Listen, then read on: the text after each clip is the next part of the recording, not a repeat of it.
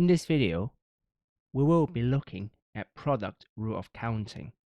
Now, this is a very interesting topic.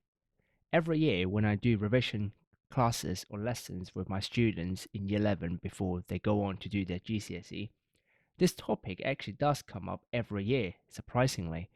And I've taught students across all grades. So from grade 1 to grade 9. But this topic, very interestingly and surprisingly to me, is that it's a frequent visitor, in particular in the higher ability classes. I've lost count, well, product rule of counting, pun intended, how many times I've gone through this. On the surface, this is a grade 6 topic because you can see it's 6.03. It's a grade 6 topic, but the grade 6 only justifies the understanding part. So it is not a very challenging topic in terms of understanding. That means you can easily understand what's going on quite nicely, quite quickly. However, the questions that they ask could stretch into very deep end, and which those questions require a very high level of execution. Not algebra part, but in terms of number, in terms of making sure you know what numbers you're using in there. So you see later in the practice questions part where I intentionally put the easiest question first and then saving the best till the end. Without further ado, let's have a look, dive into the notes and lesson objectives. So today's lesson, we are going to learn how to understand the concept of product rule of counting. Again, as I said, the understanding part of the concept part is not difficult. Then we're going to recognize independent events and their relationship to their product rule. Now the question is, what's the product rule of counting? Well, we need product rule of counting is because, well, we human only got 10 fingers. So as much as we can borrow so many fingers from so many people, we can't count, let's say the lottery, you need 45,057,474 combinations. So if you divide that by 10, you need 4,500,057 blah blah blah pair of hands. Yeah, so I don't think that's quite possible, right? So therefore, we need a product rule of counting, which is a math skill used to calculate a total number of possible outcomes when multiple independent events occur in succession. For example, in lottery, when you think about, or let's say bingo or anything similar like that, when you pick a ball out of a ruffled drum, let's say, if you pick 5 balls out of it, there's 5 events occurring in succession independently. The question is, how do we use it? Well, the simple way is, if there are m ways to perform the first event and n ways to perform the second event, then there are m times n ways to perform both events. Example number 1, which is from my own personal experience, I like to use this example every year. A teacher has 3 different shirts. I've got more, probably 4, but anyway, white, blue, and purple, and 4 different ties, red, blue, black, and purple. How many different outfits can you create by choosing 1 shirt and 1 tie? Well, now you've got 3 shirts, so to pick 1 shirt, you've got 3 options to pick a shirt, 3 options. And for the tie, because there are 4, so you do 3 times 4, there will be 12 ways. That's quite important to know because 12 ways means a week only got 5 working days. So 12 ways means these 3 shirts, 3 varied shirts and 4 varied ties would last you for 2 weeks. Yeah. So example, next one. A lock has 3-digit code. Each digit can be selected from the numbers 0 to 9. How many different codes are possible? So for the first digit, you can choose from 0 to 9. Now let me ask you, how many numbers are there between 0 to 9?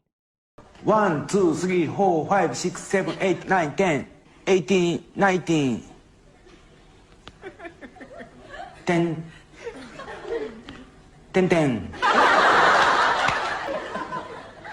あれ反則やろ松本。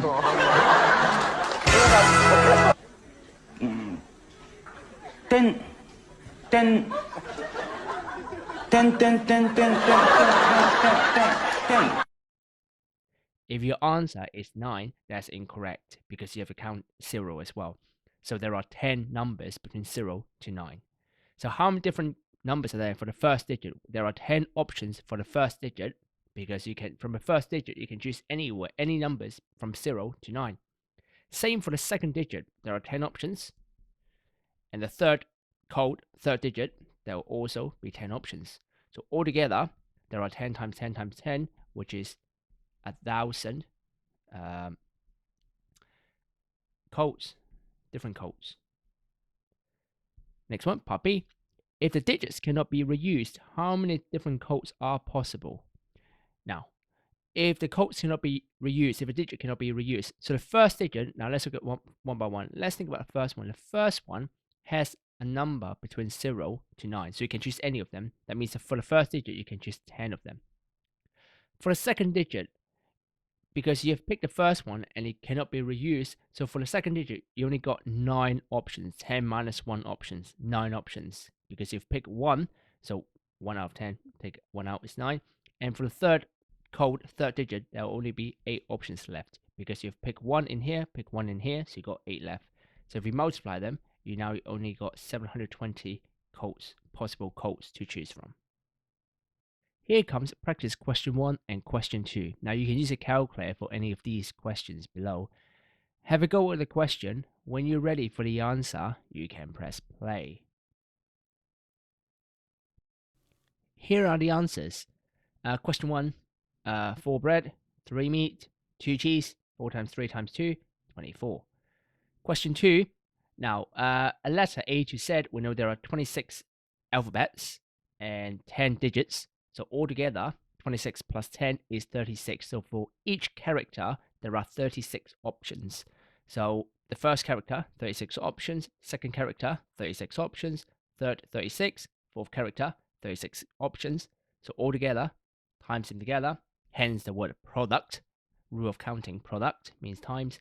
So when you multiply them all, you got 1,679,616 possible options, and hence that's why computers, they will ask you to make a password that is mix of numbers and letters and numbers, and some even require special characters like an exclamation mark or question mark, full stop, that kind of thing, that basically make this 36 number bigger and bigger. So when you multiply them, if anyone wants to hack in your computer and do your homework, for example, or any online software you want to use or hack into software, then they will have a much longer time to hack into your software and do the homework for you. So the next two questions are slightly harder than the previous two. Just step it up a little bit. So have a go at the question. When you're ready for the answer, you can press play. Here are the answers for question 3. A, there are 26 letters, 3 options, 26 times 26 times 26, so 17,576 possible logo designs. Part B, to avoid any repetition, that means the first one is 26 options, the second would have 25, the third one would have 24, so it's 15,600. Now for practice question 4, I do want to go through in here. Henry wants to pick a 4-digit even number that is greater than 30,000. The second digit of the number must be a multiple of 4. How many different ways could Henry pick? Now what we know is for the first digit, it has to be greater than 3. So for first digit, so if we look at digit-wise, okay, and there are in terms of choices. So for the first digit, we can choose any number greater. We have to include 3, because if we don't include 3 in the first digit, let's say you start from 4, that means you're excluding anything from the 3,000s. So you do have to include 3,000 because 3,002 is one of the options. So from 3 to 9, there are 7 options because 3, 4, 5, 6, 7, 8, 9 couldn't count. Right, for the second digit, it has to be multiple 4. Multiple 4 means 0, 4, and 8. So there are 3 options. So we'll multiply them. For the third digit, there are no any limitations of what we can choose. So we can choose all the numbers from 0 to 9. So that means 10 digits. Now for the fourth digit, it has to be even number. So even numbers means we have to end with a 0, 2, 4, 6, or 8. 0, 2, 4, 6, or 8, 5 options. So we times them all together. So that will be 1,050.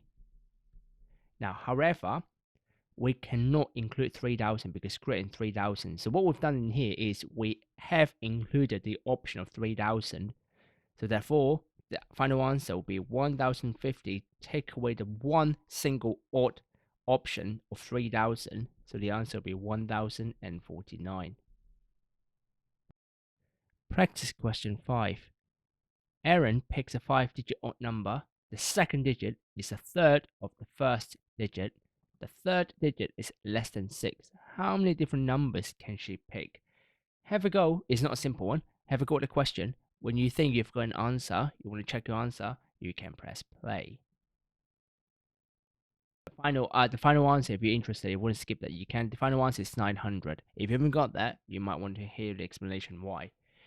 Now, what's different between this question and the previous one is that this question, the second digit is a third of the first digit. This particular line binds the first two digits together, because whatever you've got for the first one, it will directly affect the result for the second digit. So that you have to consider them together. You can't do it separately. Now, when the second digit is a third of the first digit, what it means is the first digit will have to be a multiple of 3. Because otherwise, if you do a third of, let's say, 7, which is not a multiple of 3, you'll get a decimal, which you can't have that on a padlock. So let's do it. Let's do a similar way again. For digit wise, we've got first, second, third, fourth, and fifth. Now, for the first digit, you can choose numbers 3, 6, or 9. Right? Because we need a multiple of 3. For the second digit, it's a multiple, it's a third of the first digit. So if we pick 3 for the first digit, then the second digit would have been a 1, because a third times 3 would have been 1, and 6 would have been 2. 9, a third of 9 is 3. Now it looks like we've got 3 and 3 options, but there's actually not 9 options. 3 times 3 is 9, but actually they're not 9 options. Why? Because when you choose 3 in the first one, we say 3 times 3 options. What it means is, it means we can freely choose any options, any numbers freely from here. What it means is, if I choose 3 for the first one, I can choose 2 in the second one. But is that allowed in this question? No, because the second digit must be a third of the first digit. That means if we pick 3 for the first one, the second digit must be a 1. If the first is 6, the second must be 2. If the first is 9, the second must be 3. So what it means is, altogether, if we look them together, there are only 3 options between digit 1 and digit 2. So think of like 3, 1, 6, 2, and 9, 3. There are only 3 options between digit 1 and 2. So for third digit, the third digit is less than 6. So less than 6 means 0, 1, 2, 3, 4, 5. There are 6 options. So 0 to 6, 0 to 5. So we've got 6 options in here. So we've got 6 options. So 3 times 6. So for the fourth digit, we can choose any numbers. So 10 numbers. Fifth digit, it has to be odd number. So 1, 3, 5, 7, 9. So 1, 3, 5, 7, 9. There are 5 options to choose from. So we times it by 5. So the final answer will be 3 times 6 times 10 times 5, which gives you the 900.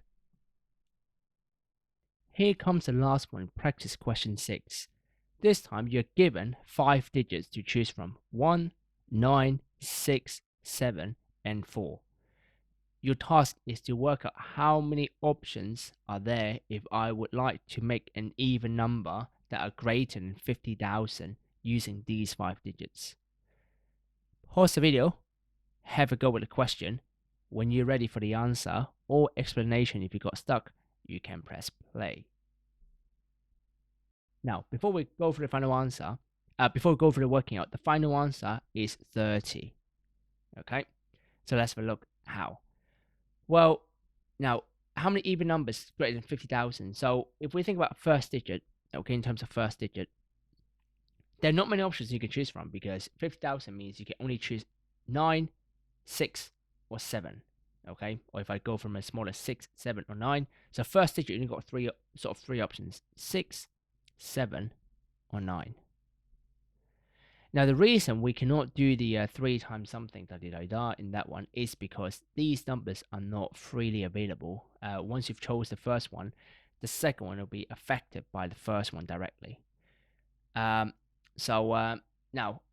first digit is fine, but second one, we can choose any apart from 6. That means 1, 9, 7, 4. However, it has to be even. That means the fifth digit also has a strange condition. It has to be even. That means even numbers in here, we've got 4 and 6. So if we start from 6 in here, then we only got one option for the fifth digit, which is 4.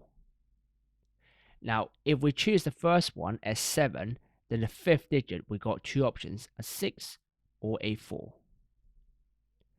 For 9, it will be the same, a 6 or a 4. Now, that means the middle number, the middle digits from the second digit to the fourth digit.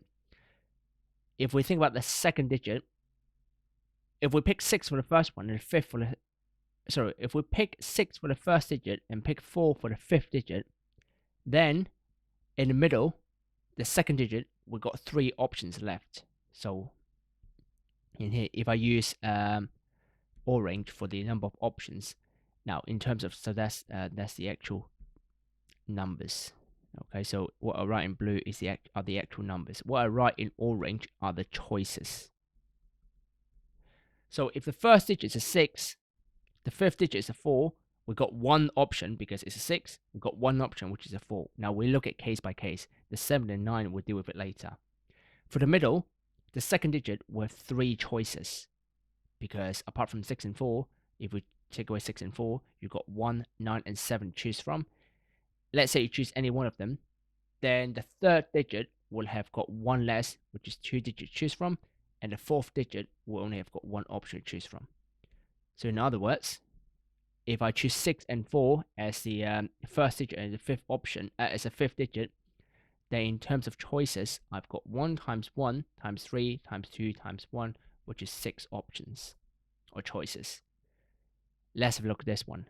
Next one. If I choose 7 as my first digit, I got one option here. And if I choose 6 as my fifth digit, I've got one option. For the middle, will have been again 3 times 2 times 1. So that will be 6. If I choose 7 for the first one, 4 for the fifth option. So one option for the first, one option for the fifth. Again, 3 times 2 times 1. So then I will have 6 digits to choose from. Now, actually, same goes with 9 and 6, 9 and 4. We would have another 6 options in here, another 6 options in here. So altogether, we would have 6 times 5, which is 30 possible choices. So, moral of the story, if the question were given as particular digits to choose from like these ones, then the best way forward, I would say, is to do it case by case. That will probably be the easiest way to help your brain think through.